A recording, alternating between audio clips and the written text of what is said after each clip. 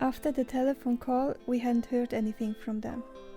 Me and my husband were growing closer, but it's been baby steps. I remember the one time he was sitting on the sofa and I just wanted to kiss him, and I jumped on his lap. Suddenly I saw Andy in front of me. Sitting on his lap was still burnt in my head. I felt 1,000 knives in my heart and I had to jump off right away. I was just about getting a panic attack again. It was too early for me. I was not ready to get close yet. But my husband understood that everything that had happened was very tough on me, and he was giving me the time I needed. He wouldn't ask and he wouldn't push. I don't know how he managed to be so great after all I did. One day I was sitting in the office and someone came in and asked for me.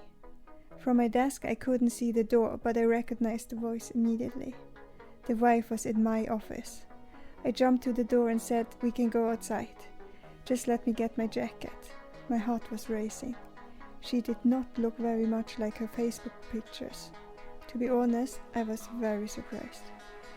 She said she just had to see me. She just had to see who I was.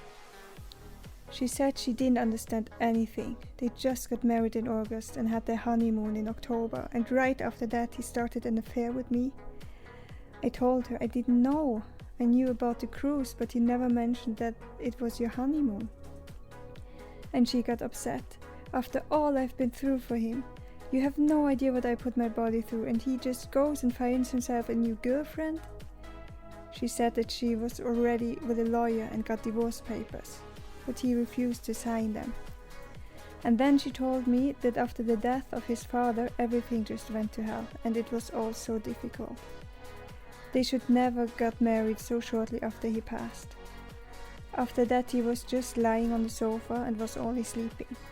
He wasn't helping at home or with the children, nothing. He wasn't taking care of his hygiene, and if they didn't make him, he would barely change his clothes. He was just so depressed, and she was considering leaving him, because this wasn't the life she wanted. And she continued, and then suddenly he started getting up early and taking a shower before work and putting on perfume. And suddenly he started getting vain and wanted his hair to look perfect and standing in front of the mirror all the time. I understood that something was up, but I was just glad that he was getting up from the sofa and that he started taking care of himself again. I'm sure he had feelings for you, but he denies it. And when I heard that, I was just telling myself I knew it, he did love me. And when I came home, he was just mean and angry, and I didn't know why, and he was putting me down all the time. I felt so bad, and he made me feel worthless. And now I know why, because he was with you. And I also could relate to this, because when I and Andy were texting and were in our fantasy world, and suddenly my husband interrupted, I would snap at him too, because I was frustrated, because I was in love with someone else. I only heard in my head that he snapped at her, because he was frustrated that he had to be with her, when he was in love with me. What I should have heard is that he was putting her down, that he was mean to her, that there was some kind of verbal abuse happening. I should have made the connection with him being a narcissist, but I didn't. When I heard everything she told me, I only heard that he did love me. And I don't even recognize him anymore. He's just this weak, lying cheater. He has been crying every day and we have been fighting every day. I'm so tired of him. I used to respect him, but now I can't even look at him. You've destroyed my husband and he's blaming all on you. And she continued, and the parking lot where you were meeting. Why did you choose this place? It is right beside my gym. Every time I'm at the gym, I look right at the parking lot where you would meet and I just feel horrible. And I replied, I didn't know where you were training. But he did. And he suggested the place. Was this a cruel joke? Was he trying to punish her? And then she asked, what was he thinking? Did he think you could handle a chronically ill child? And I was like, what? Is little Angie chronically ill? I didn't know about that. He's just a coward. He's just disgusting. I'm not even wearing my wedding ring anymore. And it broke my heart how bad she was talking about him. All I could hear was hatred. And when he should have come to a follow-up meeting at the kindergarten, he was so arrogant that he couldn't come and that he had to be at work and he was so important. And I saw on his driving log that this was one of the days he was meeting you. He was meeting you instead of being at that meeting regarding his ill child. And I thought, don't be mad at me for his choice there. I didn't know anything about a kindergarten meeting. I didn't force him. I was organizing the whole Winterfest in our kindergarten, and I joined all meetings. I was even in the PTA at that time. But I didn't say it out loud. I felt I just had to take all her frustrations and anger, so she can get it out, and I listened. I just wanted to be as supportive as possible, trying to ease her pain. It wasn't about me. It was about her and helping her to get through the pain that I caused. This was the least I could do. Do you know what I went through? I've been crying so much. You two hurt me so much. But you look fine. You are working. I got sick because I can't handle this. And her eyes were tearing up. And she said, he says, for him it's been the conversations you had. He said you were mainly talking and not much else. But what did you talk about? Oh, that was not quite true, but I wouldn't make things more difficult for him. I said, we talked about the children, and she interfered immediately. Children? Did you want to have children with him? You can forget about that, he's sterile. And I said, no, I meant about the children we already have. We never made any future plans of that kind. Do you have an idea what I had to put my body through so he could get a child? But don't say that I told you about that. It's a very sensitive subject for him.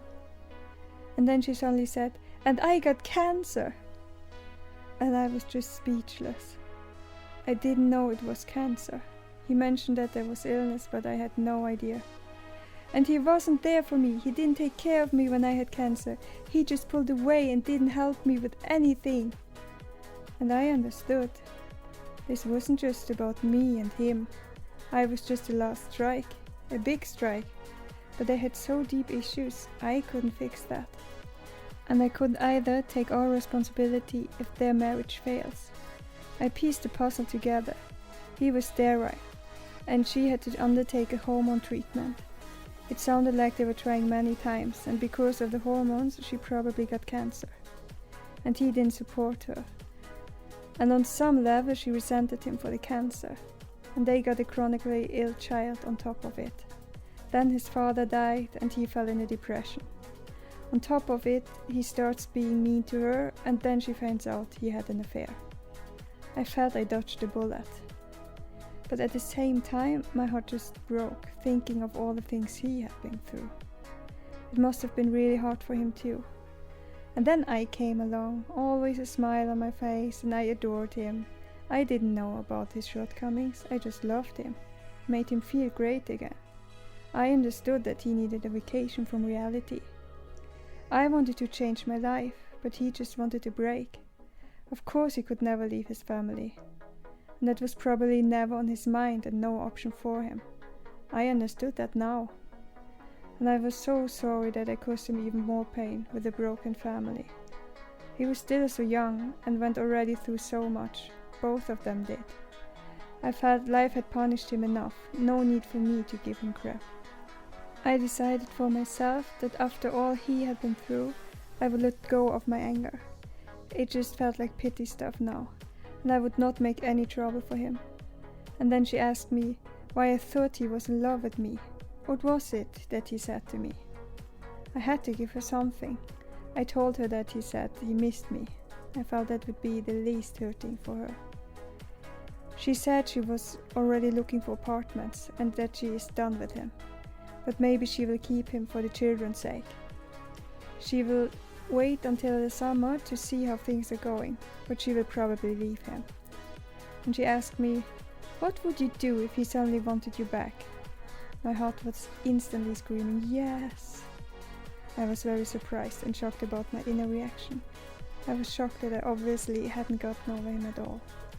But I had to say something, and I said, I would probably beat him up. And she replied, yes, do that. And I remember thinking, okay, she gives him until the summer to prove himself. I will not interfere. And then there were some, "You've destroyed my life and the life of my children." And I just kept apologizing. And then of course she had to mention the great sex. I don't want to get into the details, too much information. She asked again who added whom on Messenger, and I replied that he did. Because I added him early on Facebook, but he didn't accept the request, because they had this thing with not having work contacts on Facebook. So I thought if Facebook was taboo, then Messenger was too. And she said, "We don't have an agreement like that regarding Facebook." And then she talked about that my husband was so great and maybe we should switch. I didn't say anything to that. But I asked her about if she felt that he had been messing with her head at any time. But she didn't think so. And I didn't ask more, because I didn't want to put a thought in her head about narcissists if she didn't feel that this was the case with him. But I think I mentioned it, I think he's a psychopath. No one in his right mind treats a human being like he treated me, especially when you know that the other one is still hurting. I had to get it out. But then I said that he chose her and he is trying his best with her. Now there should be no reason that he can't be the one again she fell in love with. And she said she hoped so. And then she said that she had unblocked my number from his phone and I could just send him a message. She was trying to trap me. She was thinking I was stupid. She said that I was probably the one he felt he could open up to and talk, because he didn't talk much with her. That it was about communication. And I answered, no. If we were good at communicating, then I would have understood that we didn't have anything. And she was laughing. It was a great note to end the conversation. I felt better afterwards, but for all the wrong reasons. All I got out of the conversation was that he did love me, that I still loved him, and that she hated him, and that she will leave him. All thoughts about the mind games were forgotten.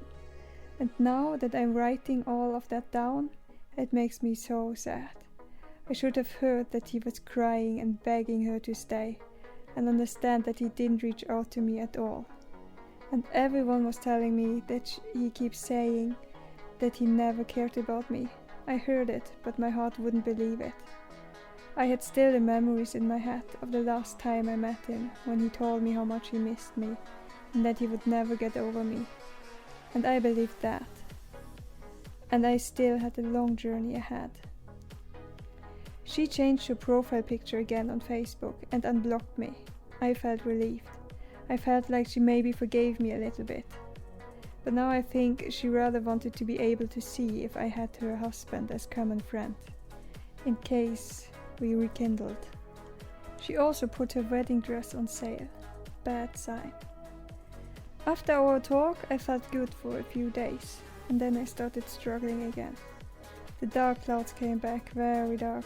I got panic attacks again. All was good as long as I was with my husband, but as soon as I was alone, my head started spinning. The same madness started all over again. I had this Facebook page with my artwork, and I started noticing that I had 1 view each week. I wasn't active for the last years, and I usually never had any new views. I had no way of knowing, but I believed it was Andy. He couldn't see my normal Facebook page since he had blocked me, but he could see my art page, and once a week I had a new view. A few weeks later, me and my husband and my daughter went on holidays for 1 week, and it was really great to get far away. It was great being just us, far away from all the drama, and it was actually the first holiday just us. Usually we would use our holidays to visit his or my family. Everything was great at first, but the last days the clouds came back. I left the hotel for 1 to 2 hours in the evening to go for a walk. I was getting panic attacks again. And I didn't want to cry in front of them. I didn't want to ruin the holidays for them. And I didn't want to hurt my husband by showing that I was still struggling. And when I was walking, I just felt so broken. It was nothing rational, I just felt so depressed. I got through it without affecting the others, and we went home. And when we arrived at our airport, I felt relieved. I felt that I was coming home to Andy. I realized that I was still hanging on. I didn't like it, but I didn't know what to do about it. The day we returned home, my husband got a call. His father just got diagnosed with cancer. It came like a shock. It was just before the Easter holidays and we were supposed to be with his family. But then the brothers were fighting on the phone and they haven't told his mother yet, who was suffering from Alzheimer's. So we decided that I would stay home with our daughter and he would drive there alone, since we didn't know if things would escalate with the brothers or if his mother would get hysterically. We didn't want to bring a little child in the situation. So he left. And I told our daughter that we would have a fabulous Easter holiday, just for girls, and we would meet many of her friends. I contacted an aunt, who we would often visit on holidays, but they were not home for Easter. And I contacted one kindergarten parent after another, if we want to get together with the girls. And one after another replied that they were not home for the holidays. And I started panicking again. But I couldn't hide on the walk this time. I was just about to lose it. My heart was beating like crazy. I asked my daughter if she wants to play a bit in her room, and then I went to the bathroom and had a breakdown. I was crying silently and she didn't notice anything, but I was freaking out. I couldn't breathe. Beside the breakdown I had when the pictures were deleted, this had been the worst panic attack I had so far. My head was spinning. I felt terrible. I wanted to make this great holiday for her since Daddy wasn't home, and now I was breaking down in addition. I felt that I couldn't even take care of my daughter anymore. I was just trying to do my best, but I felt that I was failing everyone. I felt so guilty and anxious, and I just couldn't snap out of it. And then one single mom replied that they were also alone for the holidays, and that they would love to get together with us. And I calmed down and got out of the bathroom. And me and my daughter went to meet them the following days. The girls were playing, and I was always feeling much better as soon as I wasn't alone. But after I put my daughter to bed in the evenings, I was struggling big time. I got so anxious being alone. My husband called us, but I wouldn't tell him about my struggle. I felt terrible that I was struggling from nothing, while my father-in-law was battling cancer and my mother-in-law was battling Alzheimer's. My husband had to be there for his family. I felt it would be so wrong to bother him with my issues as well. He couldn't do anything from there anyway, so I said all was fine, tried to be supportive, and cried as soon as he hung up. I was getting worse, and I knew it. I was not healing. I had to do something, and I wrote a message to a healer. I had been there once, 8 years ago, and I got an appointment for the end of May. My husband finally came home after a short week.